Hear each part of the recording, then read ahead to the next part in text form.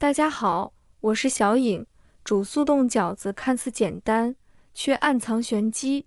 不少人在煮饺子时存在误区，有人选择冷水下锅，有人则坚持开水下锅。然而这两种做法都不够恰当，这也解释了为何煮出来的饺子常常出现破皮、黏糊糊的情况，口感大打折扣。实际上，煮速冻饺子有一些实用的小技巧，掌握之后就能煮出美味可口的饺子。先准备一把大蒜，把它切成末；几个小米辣，切成小圈；一把小葱，把它切成葱花。切好后，把它放入碗中备用。现在从冰箱取出速冻饺子时，常能看到饺子表面覆盖着一层薄霜，这不仅是低温的标志，更意味着饺子质地坚硬。若直接将这样的饺子丢进锅中煮，骤变的温差会让饺子皮瞬间受力不均，破皮露馅几乎难以避免。要知道，煮速冻饺子和煮鲜饺子截然不同，用错方法很可能收获一锅片汤，而非美味饺子。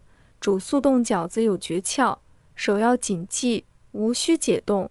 很多人担心冷冻的饺子难煮熟，想提前解冻，实则不然。解冻过程中，饺子接触空气，吸收热量与水分，原本紧实的饺子皮会逐渐变软。一旦变软，再入沸水烹煮，饺子皮极易被煮烂，最终化作一锅面汤，口感尽失。煮饺子前，先在锅中倒入足量清水，开大火煮水。待水即将沸腾时，往水中加入少许食用碱。食用碱的加入能有效调节水的酸碱度，使煮出的饺子皮更具韧性。再加入适量食盐，清水瞬间变成盐水，食盐在水中会解离成离子，这些离子能与饺子皮中的淀粉、蛋白质发生作用，不仅能让煮饺子的水保持清澈不浑浊，还能让饺子皮更加紧实爽滑，大大降低破皮的风险。对了，特别好奇屏幕前的你来自哪个城市或地区呢？欢迎在评论区分享你的坐标，能和五湖四海的朋友通过美食相遇，想想就很奇妙。如果还没关注我的频道，不妨点击订阅按钮，后续会持续更新更多实用生活小技巧、家常美食秘方等干货。每一次更新都是为了与你分享更多美好。这边锅中的水在加热，另一边准备一个大碗，碗中加入适量清水，再加入适量的食用盐，充分搅拌至食盐完全溶解，制成盐水。这个冷盐水可不是随意准备的，它在煮速冻饺子的过程中起着重要作用。将刚从冰箱取出的速冻饺子放入准备好的冷盐水中，让饺子在冷盐水中冷静一下。这个过程能让饺子缓慢适应，从低温到相对温和温度的转变。冷盐水不仅能帮助饺子缓慢解冻，还能让饺子皮适度吸收水分，恢复弹性。有了这层弹性，饺子在后续煮制过程中就能更好地抵御温度变化带来的冲击，减少破皮的可能。不过，浸泡时间要严格把控，30秒左右即可。时间过长，饺子皮吸收过多水分，反而容易软烂。浸泡结束后，迅速将饺子捞出，准备下锅。关于速冻饺子下锅的水温，一直存在争议。有人认为冷水下锅好，有人坚持沸水下锅。其实这两种方法都不太合适。冷水下锅，饺子在水中浸泡时间过长，容易吸收过多水分，导致皮软馅散。沸水下锅，强烈的沸水冲击力会让饺子在锅中剧烈翻滚碰撞，破皮几率大增。正确的做法是，当锅中水呈现微开的状态时下锅，此时的水温既不会让饺子因温差过大而开裂，又能让饺子在相对温和的环境中开始受热，再加上之前冷盐水浸泡，让饺子皮恢复了弹性，进一步保障了饺子在煮制初期的完整。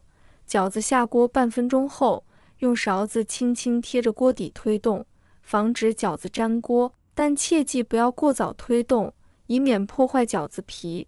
随着加热，锅中水很快就会再次沸腾，此时要进行一个重要操作，点水，舀入适量冷水倒入锅中，锅内温度迅速下降，原本剧烈沸腾的水渐渐平息。这一步骤看似简单，实则蕴含着古人的智慧。点水可以避免饺子在剧烈沸腾的水中不断翻滚碰撞，从而减少破皮风险。点水后，轻轻搅拌锅中的饺子，让温度分布更均匀。按照3开饺子2开面的老话，煮饺子过程中需要点水3次，每次水沸腾后都加入适量冷水，重复上述操作。点水利用了热胀冷缩的原理，当冷水加入，饺子遇冷收缩，热量会快速传递到馅料中，促使馅料更快熟透，同时也保证了饺子皮不会因长时间在沸水中煮制而破损。当完成3次点水，锅中水再次沸腾，饺子也逐渐浮起。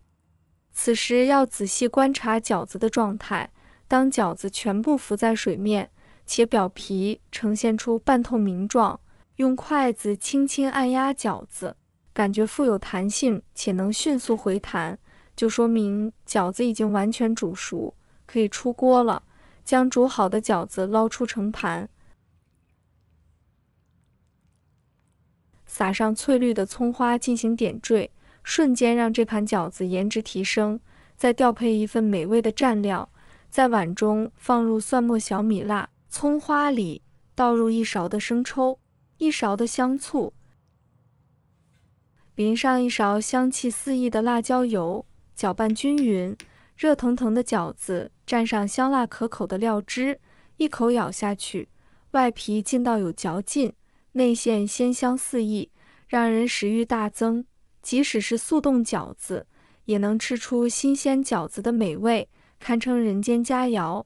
掌握了这套煮速冻饺子的方法，就能轻松煮出不加生、不破皮，口感媲美现包饺子的美味，让速冻饺子也能成为餐桌上的亮眼美食。如果你也想成为生活小能手，动手指点个关注，就能第一时间解锁更多开挂技能。也欢迎在评论区分享你的美食经验，说不定下一期的美食灵感就来自你的留言。无论是美食制作、家具清洁，还是日常小妙招，都将毫无保留地分享给大家。点赞、转发、评论3连，就是对我最大的支持。咱们下期不见不散，一起发现更多生活惊喜。